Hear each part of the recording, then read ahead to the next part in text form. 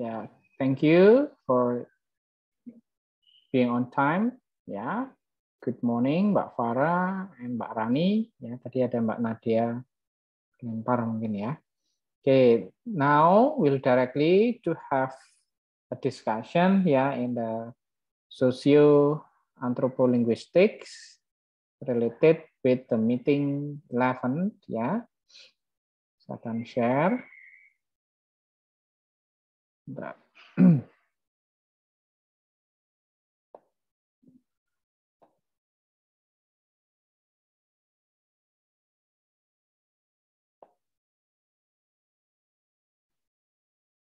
Sudah kelihatan di layar, Mbak Rani, Mbak Farah?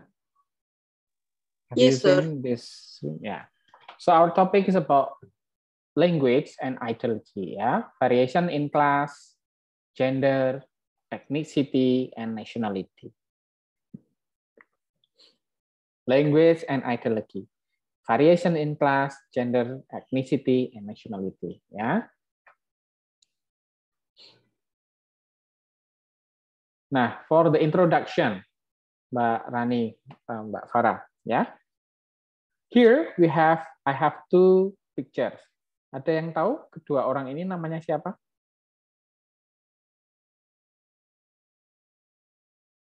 Have you known those two famous faces from those two public figures? Yang cewek sering nonton Sar, tapi namanya lupa. Nah, Ellen, ya. Ellen DeGeneres. That's the have a TV show, ya, the talk show, Ellen.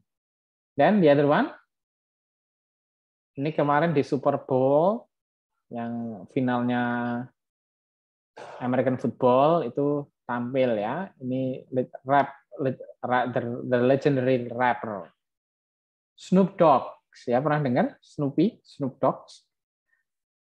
Angkatannya 50 Cent. Siapa itu? The other one Eminem. So here those two public figures, ya. It is obvious people speak quite differently. Do you believe that they have different accent? Ya, mereka itu punya accent yang berbeda. Even those who share the same native language. Ini pernah kita bahas dulu ya. Misalnya our native language is bahasa Indonesia or related with the mother tongue, ya. Our native language is Javanese, for example. Tapi kita beda kan? Mungkin ada yang ngapak, ada yang enggak. Nah itu sama seperti ini. Both of them are American and speak English. Yeah, but among of them, yeah, between Snoop Dogg and Ellen speak differently, whether they have and share the same native language. Yeah, but there are other reasons why the people speak the same language in different ways. Nah, inilah akan kita pelajari dengan pada tema kita di language, ideology, variation in class, gender, ethnicity, and nationality. Language variation first, ya. The factors that influence a speaker or a writer choice of language vary, and they include the context that surrounds the speaker or the writer. Jadi kenapa misalnya Mas Ibnu itu berbicara bahasa Indonesia or speak English will have different choice of word. Nah, contohnya kalau halo Mas Ibnu, good morning. Iya Pak, morning. Ya, choice of word misalnya, ya Pak, good morning. Misalnya kalau disapa temennya, ayo Mas Ibnu, pagi, oh pagi bro. Nah, for example like that, that a different choice ya misalnya. That's the factor, many factors. Nah, very often the choice of language is conscious. Nah, seringnya kita sadar ya, karena milih, wah ini kita di depan dosen ini, masuk pakai slang language. Kadang we have conscious, and the speaker can switch the language choice depending on such factors. Nah, faktor-faktornya itu nanti yang bisa ini buat kita berubah tadi ya. One of the obvious manifestation of social class is found in language. Jadi kalau kita bicara dengan language, social class, and identity, tadi kaitannya dengan word choice, tadi faktor-faktornya banyak. Salah satunya apa di sini? Social class. Nah, kalau teman-teman buka YouTube, ada itu YouTuber Indonesia yang bahas tentang salah satunya Thailand, India, itu ada. They explore more about social classes and identity there. Each class speak differently among the same class or with other classes.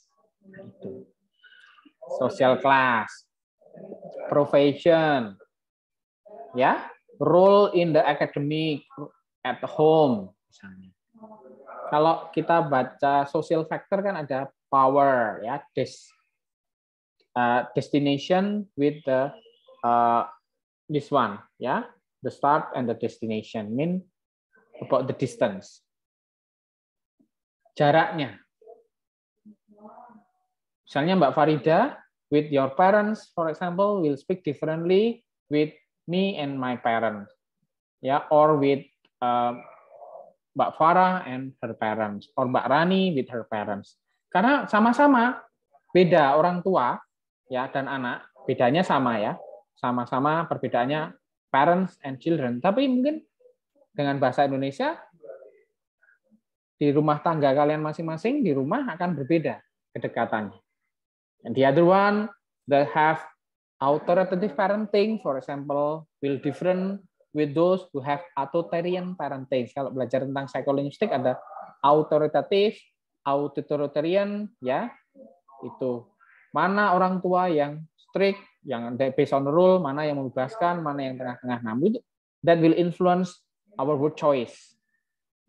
Ada ya, yang kita pakai contoh umum, general samples. Ada yang dengan orang tuanya itu pakai bahasa Jawa, kromo inggil. Ada yang bahasa Jawa biasa. Ada yang seperti temannya. Nah, that's different. Apalagi ini dengan different social class. Ya, that will be different, ya. Speech differences can characterize different economic or social status. Nah, dalam jurnal, ya, from the journal, from the proceeding, from the news, ini ada banyak contoh ya. Speech differences can characterize different economic or social status. Nah, misalnya kalau ada YouTuber yang ngomong-ngomong tentang jaksel itu kan, kita bisa mengetahui ya mana kelas sosialnya, ya. Dia anak nongkrong, anak ini gaul, atau dia yang anak rumahan, dia yang anak pedesaan dan lain-lain. Ya, in Indonesia we can categorize that. And then the other one maybe during your social environment. The word choice, the terminology that is chosen, ya, from, for example, construction worker will be different from you, ya, as a student. Misalnya udah ngobrol-ngobrol, ya, can you share what is the syllabus for our next agenda, bla bla bla. Nah, lalu ngobrol dengan kata-kata agenda, syllabus itu dengan misalnya pedicab driver. Karena akan bicara satu hal sama-sama ya, apa agendanya, rencananya. Akannya sedikit nggak nyambung ya. We have different context because have different economic or social status. Bisa sedikit ya diekspresikan dengan perbedaan with the differences of language. Here, each speaker has a social worker that includes all those people with whom the speaker interacts. A high-density network refers to a group or individual who are in a frequent contact and are those familiar with each other. Nah, ini ada ini, misalnya Mbak Vita yang baru datang ya, sama temennya yang baru kenal, dengan temennya yang sudah lama kenal. Ada perbedaan dari pemilihan kata enggak, Mbak Farah? Mbak siapa tadi? Mbak Vita. Pasti ada, Pak. Pasti ada. Nah, itu contohnya ya.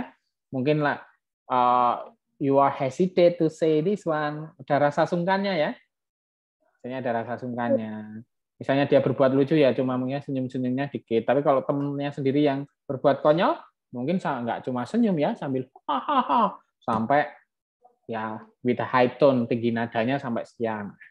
That's a different says ya, high density of our relationship. Tadi kembali lagi sama. Whether we have the same relationship, sama-sama statusnya, the same status relationship for parents and daughter or son, but in a different frequent contact, they will have different word choice.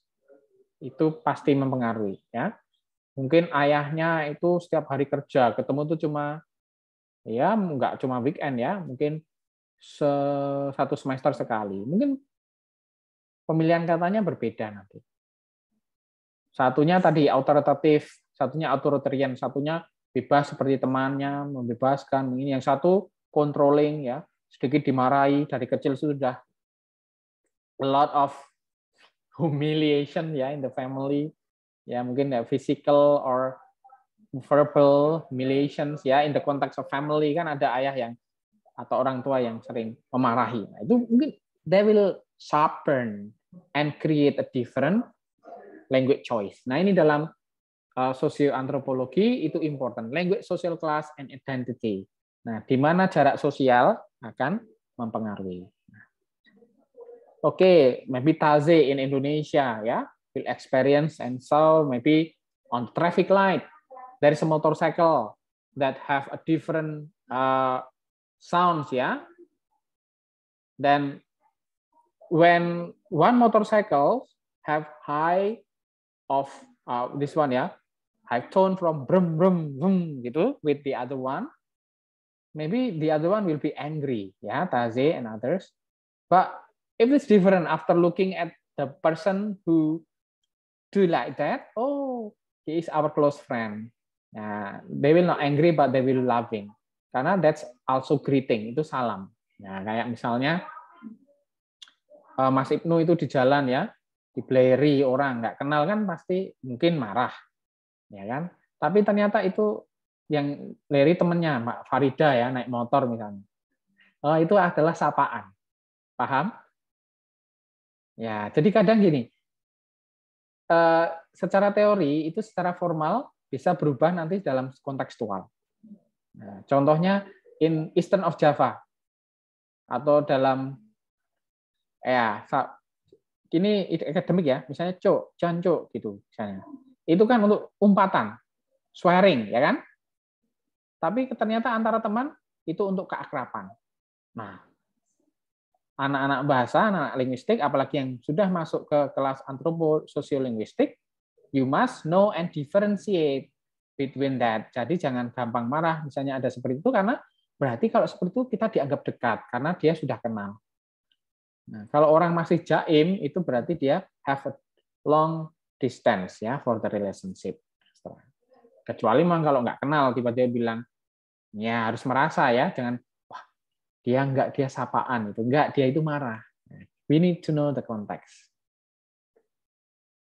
Oke. Nah, this language ideology. Nah, sekarang tentang ideologi dalam sebuah bahasa ya. Language ideology are morally and politically loaded representations of the structure and use of languages in social world. They link language to identity, institution, and values in all society. Such ideologies actively mediated between a shaped linguistic form and social process. Kadang kita ada dua ini ya, pendekatan. Satu dengan linguistic theory, satunya folk theory language. Jadi language, good language, ordinary language, lalu ada dialek dan error. Kalau nggak masuk ke dialek, dia error. Gitu. Kalau dalam linguistik ya, language ada dialect 1, dialect 2, dialect 3, nah dialect 4 dan sebagainya, dan setiap dialek dia punya idiolek.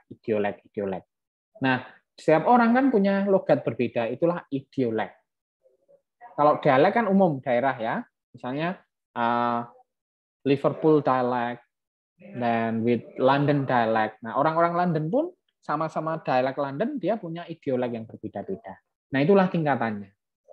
Nah, kalau kita bicara dengan language ideology, setiap hal itu akan mengelingkan ke identitas, mungkin ke sebuah institusi, atau mungkin ke sebuah nilai-nilai sosial. Ya, mungkin saya stop sharing dulu, kita diskusi ya.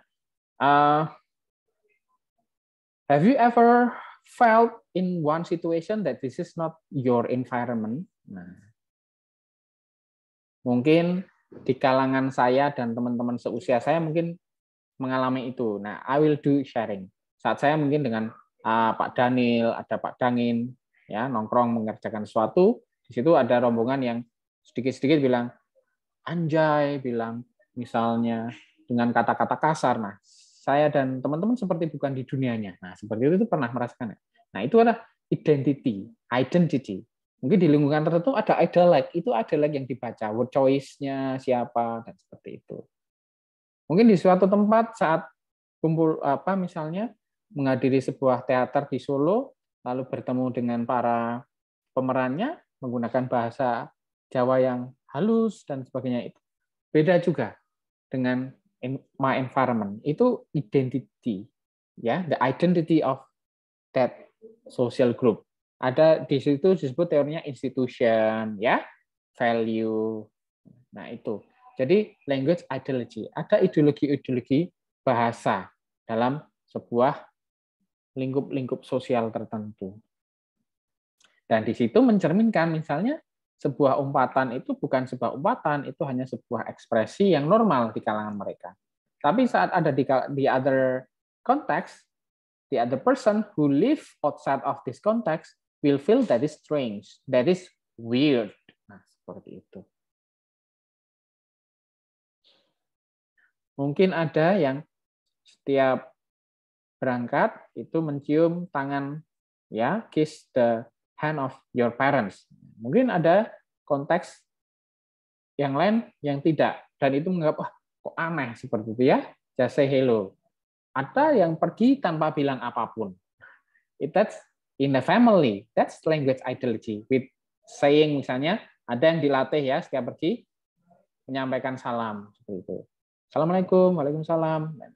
Oke, Pak, saya pergi dulu ya dengan mencium tangan dan atau langsung pergi. Nah, itulah sampai ke nilai-nilai. So we are formed with that one. Nah, kita pelajari ya dalam variasi dalam sosio-antropo-linguistik dalam materi kita di kali ini. Oke, kita lanjut ya.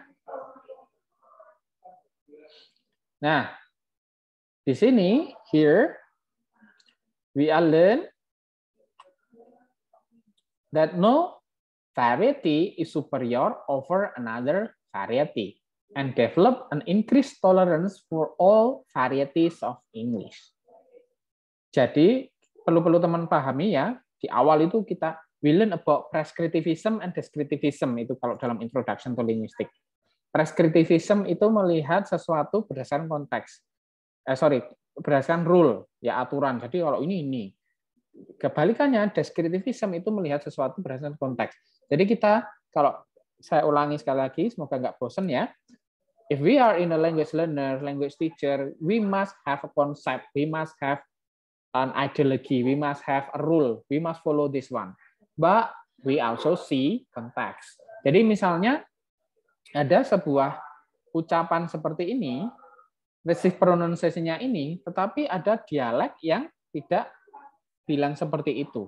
Itu kita harus tahu, oh ini memang aturannya seperti ini, tapi ada variasi seperti ini. Jadi pengetahuan kita itu lengkap dan bijak. So you will be wise as a teacher, you will be wise as a learner. Dan di sini konsep yang perlu teman-teman pahami adalah no variety is superior over another variety. Jadi jangan sampai kalau dalam sisi itu ada ethnocentrism. Nah, ethnocentrism itu udah kalau paling buruk jadi dark ethnocentrism. Menganggap budaya lain itu lebih jelek, budaya saya superior. Nah, nanti kayak Nazi, kayak memmusnahkan etnis lain. Nah, jangan sampai seperti itu. That's the extreme one. Jadi, as a language learner, we need not to have this. Jadi jangan sampai ada pendapat kalau aksen saya, dialek saya itu lebih bagus loh dari dialek enggak. Semuanya sama. Oke? That's why ini harus kita garis bawahi dulu ya. Standard American and Standard British English are just two of many varieties of languages.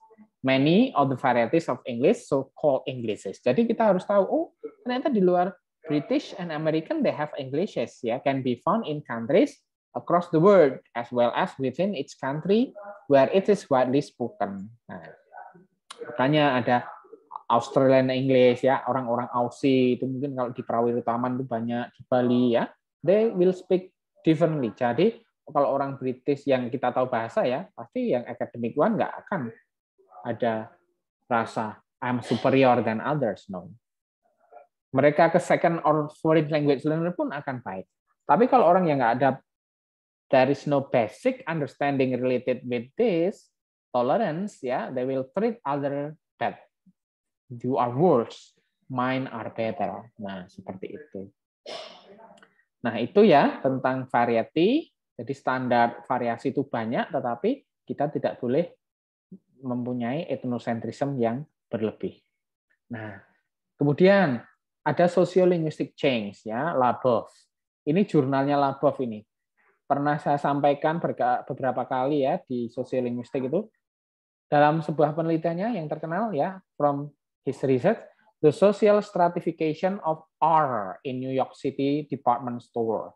Jadi si Labov ini meneliti di departemen store belanjaan di New York, lalu mereka menganalisis tentang pronunciation R-nya. Nah, ditemukan itu ada perbedaan karakteristik ya, tergantung faktor-faktornya, tergantung sosial kelasnya. Ada yang bilang R-nya itu jelas, ada yang R-nya itu tidak jelas. Nah, mungkin kalau dalam receive pronunciation di Cambridge, di Oxford Dictionary itu pasti R-nya less ya. Tapi ada yang clear, itu tidak salah, itu variasi. Nah, hal-hal seperti ini, something like this that we need to know. Oke? Nah, ada istilah juga lainnya nanti disebut hypercorrection. Hypercorrection is non-standard use of language that result from the over-application of a perceived rule of language usage prescription. Ya, prescription tadi rule. Jadi ada fenomena di mana non-standar bahasa Inggris yang tidak standar itu digunakan secara ini over ya, dalam menindaklanjuti aturan-aturan dalam bahasa Inggris. Bahasa simpelnya itu orang itu punya konsep ya, seseorang ya, sebuah pemikiran di mana sering mengkoreksi, menganggap hal-hal itu salah ya. Tetapi ternyata yang dipaparkannya itu malah yang salah. Jadi pengennya itu mengkoreksi sesuatu hal yang sudah benar sebenarnya ya, tapi dianggap salah. Mungkin karena itu variasi-variasi dia dikomentari itu salah yang benar ini. Nah, padahal yang dilakukan itu salah. Nah, gitu. Itu adalah namanya hypercorrection. Pernah di iklan radio itu, misalnya that's the radio advertisement. Itu sangat menggelitik sekali ya. Ada gini. Bla bla bla bla bla bla, I will give you our target. Gitu. Lalu orang yang memang semuanya pembelajar bahasa Inggris ya, tapi ada yang karakternya itu low profile, ada yang memang imbang tadi, mengkoreksinya di belakang, ada yang mengkoreksinya want to validate it first, melihat kamus, melihat ini supaya yang dikoreksi itu benar, ada yang langsung dia punya mindset, pemikiran langsung diutarakan. Nah ini, oh no, that's wrong, that's not target, target. Nah, karena G kan kalau dipronounce J ya. Iya enggak kalau alphabetically. Ya, tetapi ternyata target itu kalau pronounce dalam kamus receive pronunciation pun ucapannya adalah target, G bukan J. Nah, itulah hypercorrection, mengira yang kita koreksi itu benar padahal yang itu salah. Nah, itu we must be careful with this. Nah, banyak hal-hal tersebut jadi salah kaprah. Bahasa Indonesia jadi salah kaprah nanti di sampel ya. The most common examples hypercorrectness is use of I for me, karena ada you and I, itu boleh ya, karena you and I-nya pasti belakang. Kalau dalam bahasa Inggris kan perspektifnya I itu setelahnya, setelah menyebutkan yang orang lain dulu misalnya. You and I. Tetapi tidak semua you and I, karena ada yang di objek. Nah, kadang semua over. Kadang yang di objek juga pakai you and I, kan padahal you and me gitu. Nah, ada misalnya. Ada yang ini di contoh yang ini dari artikel juga ya. Whom are we inviting to the party? Nah, sounds cool, right? Nah, kadang kalau who saja kayaknya kurang mantap karena whom itu keren ya. Nah, kita harus belajar penggunaan whom itu untuk apa? Ya, untuk posisi objek, untuk yang menggantikan di situ. Karena sama-sama that's to replace that in a complex sentence. Nah, tetapi kadang semuanya yang seharusnya who jadikan whom. Nah, itu yang hypercorrection dan lain-lainnya. Mungkin ini pembelajaran di Yunani ya, bisa ambil artikel internasional ya. The as in the octopus ya, is not the Latin noun ending. The switches to I in the plural, but the Greek toes foot. Nah, di Greek itu ada plural itu untuk semuanya untuk i ya. Kadang mereka jadi octopi apa, padahal kalau dalam bahasa Inggris octopus. Nah, itu konteks di negara lain. Setiap negara punya perspektif yang berbeda-beda. Okay, the other one, if we talk about this variation, we must talk about social network. Yeah, this social network describe the structure of particular speech community. Social network are composed of websites. Nah, ini. Nah, di sini disebutkan their degree of integration into a social network can give their members a social status, ya, a status of insider or outsider. Jadi social network nanti mempengaruhi pengklasifikasiannya dalam sebuah kelompok-kelompok sosial tertentu. Kadang kita kalau dengan orang yang satu frekuensi di sebuah kelompok itu nanti kalau dalam terminologi di sosioantropolinguistik ini disebut insider, core of member. Nanti ada yang disebut outsider, peripheral member. Ya, dia yang datang setelahnya, ya, yang bukan the core member. Gitu. Dalam sebuah apapun itu, misalnya dalam social network, in social group related with Afro, ya paling enak ya, Afro American group. Nah, di situ ada, pernah ingat misalnya kita bilang tadi Eminem, sebutannya kan M it is the white boy. Nah, pada saat kemunculannya, kalau di sini sih Ahmad Dhani ya, seorang produser musik yang terkenal di situ disebut Dr. Dre. Di Amerika itu Dr. Dre itu sampai heran, dikira dia mendengar rekamannya ini si M ini dikira ini black guy, black people.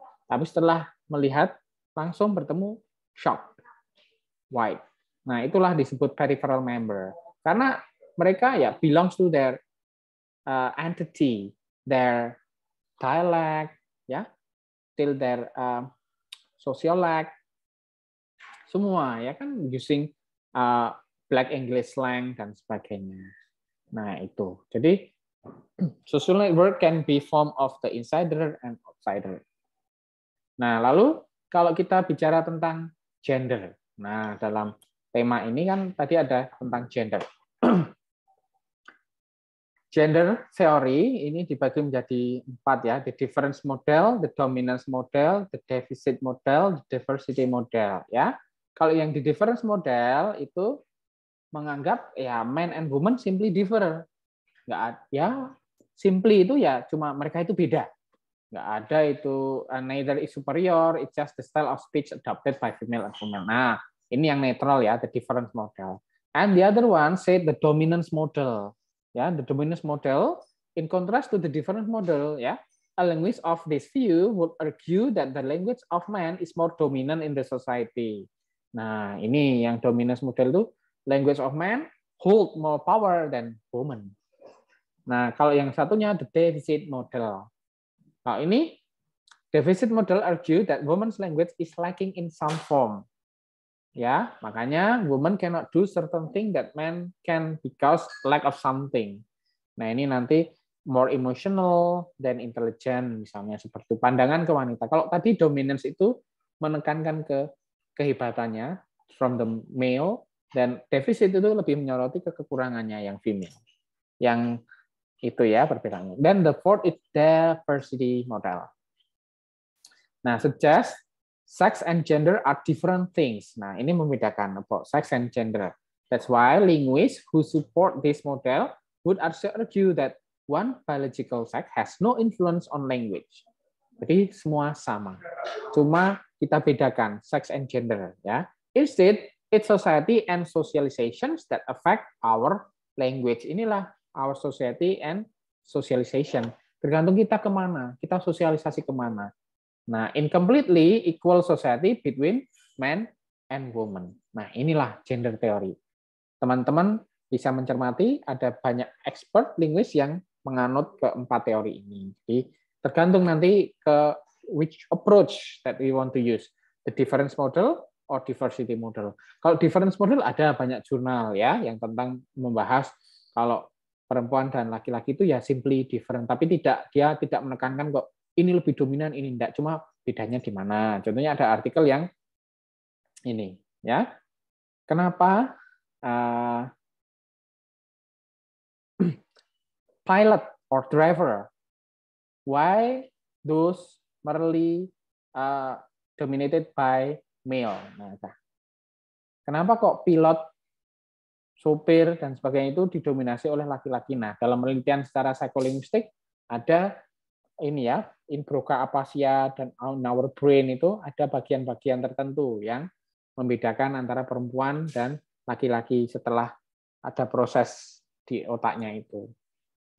Tapi tidak menutup kemungkinan ada perempuan yang menguasai tentang ini ya, geografi, ya, tentang something that related with destination, ya, with direction and seterusnya. Nah, mungkin ada yang memuji. Misalnya di sini ada Mas Ardian atau Mas Ibnu, saya itu pergi ke suatu tempat sekali, lalu 2 kali ke situ, lalu lewat jalur lain. Lalu tahu, oh ini sebenarnya bisa lewat situ. Ini nanti tembusnya ke sana. Mungkin ada yang perempuan, wah, udah 3 kali, 4 kali ke sana ya, masih kesulitan. Nah, itulah dalam ini ya, dalam artikel tersebut perbedaannya. Itulah kenapa artikel itu disebut Why Men Don't Iron. Ya, sebenarnya ini hanya figurative language ya. Kenapa laki-laki itu tidak setrika, menyetrika. Nah, itu judul artikel yang menggelitik. Ya, padahal memang bisa semuanya. Cuma itu judul untuk menarik pembaca untuk membaca lanjut. Nah, dari berapa persen profesi itu, berapa 90-an persen sekian laki-laki, sekian berapa. Tapi kalau dalam multitasking, ya di broca aphasia itu laki-laki kalah misalnya. Ya saat ini pekerjaan yang membutuhkan konsentrasi lebih dari satu itu wanita biasanya ya. Bisa tentang berkonsentrasi ini, memikirkan ini dan memikirkan ini gitu. Nah, that's a bit thing ya about gender. Nah, tadi kalau banyak saintis itu or linguist itu kebanyakan masih yang the difference model ya, simply different ya, memang ada perbedaannya, tidak bisa dipungkiri gitu. Tapi tidak menekan ke saya superior loh ini enggak. Nah, tapi ada juga yang tadi semua itu sama, yang membedakan adalah tingkat sosialnya, mau bergaul dengan siapa gitu misalnya. Dia itu berteman dengan siapa. Nah, itu yang membedakan. From that one. Nah, kalau the gender stories banyak misalnya yang saya ambil I took several samples ya. Women talk with other women on a social basis ya. Favorite topics are relationship, social issues, house and family, the workplace and personal and family finance. Nah, ini salah satu yang saya ambil dari data artikel. Men talk with other men, favorite topics are work, recreation and sport, and women. Jadi salah satu topik pembicaraan laki-laki itu juga salah satunya adalah perempuan. Ya.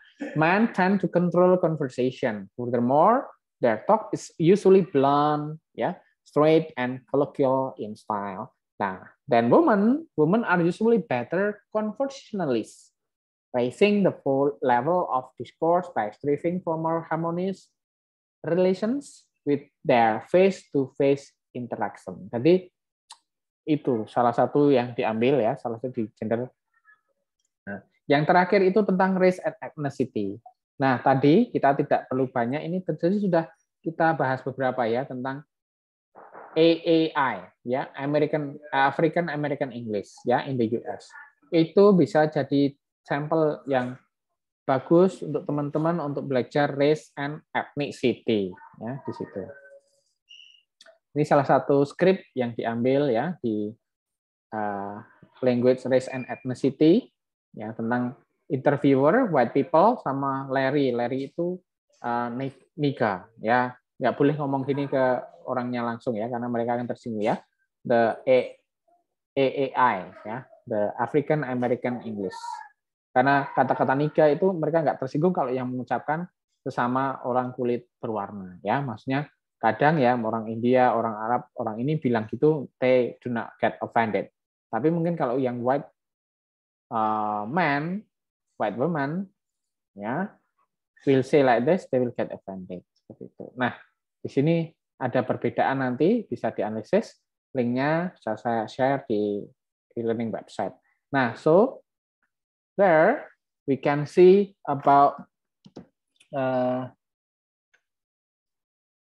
this variety. Intinya yang saya pesankan di sini ya, no variety is superior over another variety. Yeah. And develop an increased tolerance for all variety of any languages of course. Karena topik kita English ya of English. Tapi nanti kalau dalam bahasa keseharian juga teman-teman you will have this increasing tolerance for all varieties. Seperti itu. Ya. Saya presensi yang ketiga kali di akhir. Any question so far in this socio-anthropolinguistic meeting synchronous? Yang datang ya ada separuh ya. Padahal saya rindu ini kalau pas sesi sinkronus ya, bertemu dengan teman-teman. Itu kan kita variasi dengan asinkronus, nggak setiap saat kita sinkronus. Any question so far? No, sir. Ya. So far, no, sir. Ya, thank you for your attendance. If there is no question, you can reread it more ya. Mas Ibnu, Mbak Rani, Taze, Farida, Vita, Farah, Sadian, Cika, ya, Bella, Mbak Linda. Thank you very much for having here, and see you again, and all students who watch it ya online outside of this meeting ya. Maybe they will see the recording. Thank you very much for watching this topic ya related with the nationality, race, gender, I mean about the variety ya, related with the language. Ya, terima kasih. Saya akhiri. Assalamualaikum warahmatullahi wabarakatuh. Goodbye everyone. Thank you, sir.